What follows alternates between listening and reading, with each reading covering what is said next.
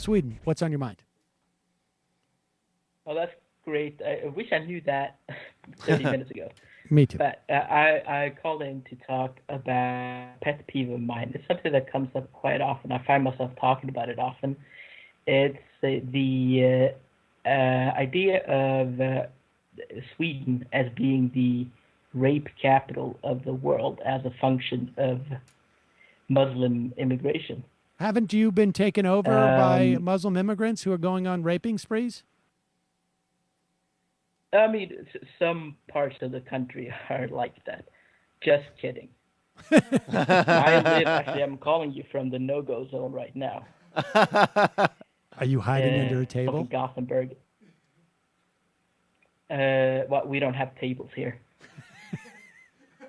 So let me tell you, I want to run through my list of the things that I want to say because this is costing me money right now. So let's get on to it.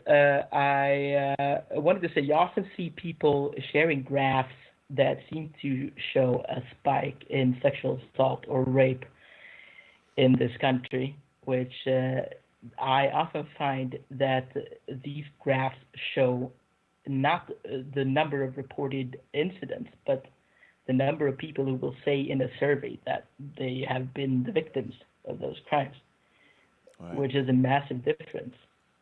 Right. And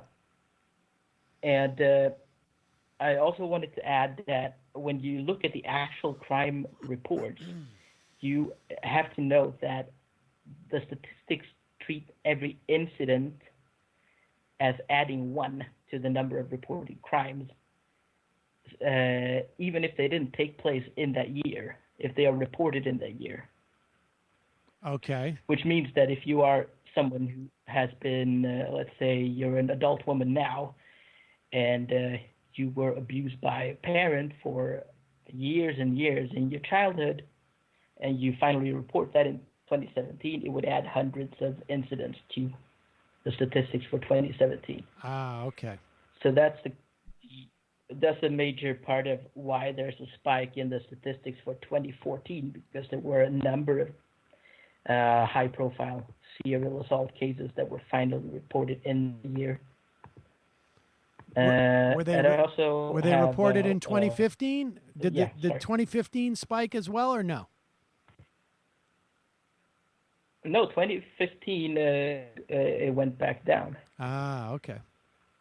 And these figures, I think I think Matt has mentioned this, that these figures usually only go back to 2005 because there was a change in the legal language and a widening of the definitions of all the sexual crimes in 2005. So you'll see a big jump in the stats from 2004 to 2005, which is easily explained.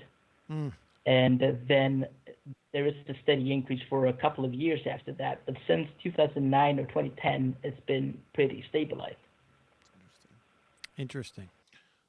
I will also say, sorry, just one more thing here. Please. There is a more or less steady increase year to year in reported sexual crimes.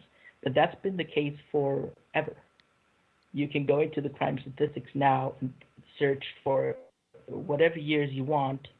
You'll see this going back to the 50s, at least. That year to year in general, you have more rapes reported, because of, I think, increased awareness and decreased victim shaming, also population growth, because we're talking about absolute numbers. Right. Well, all right. So all right, go ahead. Okay, no, just one thing here also that I wanted to say. You often see in the right-wing narrative that they don't usually say not only that Muslim refugees are prone to rape, but also more specifically that they target young white women and girls, which is even less in evidence. I would say it's inconsistent with the fact that reported assaults against children under the age of 16 dropped by 23% between 2014 and 2015, which coincided with the largest influx of Muslim refugees that we've ever seen. That shouldn't even be possible if this narrative was remotely true. All right. Well, but okay, you've debunked all of those facts, but let's be honest. You're in a no-go zone right now. What does that feel like? Yes. What does that feel like? I mean, how did you get there? Were you born there and you've never left? And maybe they didn't say you couldn't. No. I moved here just a few years ago because it was easy to get an apartment. So you were there before they made it into a no-go zone, and you've just stayed. No, it's always been like that. So, what do you think people are talking about when they say a no-go zone? I mean, how did that start? What I usually find is that what they mean by that is no-go for the police, which is obviously not true. But the places that are usually listed by right-wing or far-right media as no-go zones here are listed from police reports that identify certain areas as problem, not as the term no-go zone has never been used. And it's probably an area where it's just police don't feel the need to do as much policing. Is that it? Or just less services or what? No, I mean, it's the opposite. Okay. I mean, crime is slightly higher here than other places in the city, but it's not a war zone. I mean, you have a shooting now and then, but it's nothing really that you notice unless you're being shot. All right. Well, I appreciate the call. I mean, there's a lot of people who believe that stuff. I wonder where they get that kind of information from. Can I Do add you have your one caveat phone in front of you, this? Sam? Yes, one caveat. Yes, I don't want to downplay the fact that many women, more women than before, say that they feel generally unsafe. There's a reason for that, I'm sure, but it's not really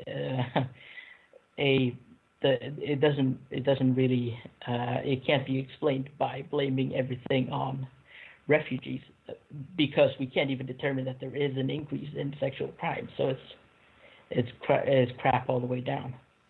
I appreciate the call, and I appreciate that last caveat. Hi, folks. Sam Seder here. We still need your help on our Patreon page. YouTube ads have come back, but not nearly as much as we had before. So if you can help us out, any little bit helps. Head over to our Patreon page right at this URL, and you'll help us keep helping you by making videos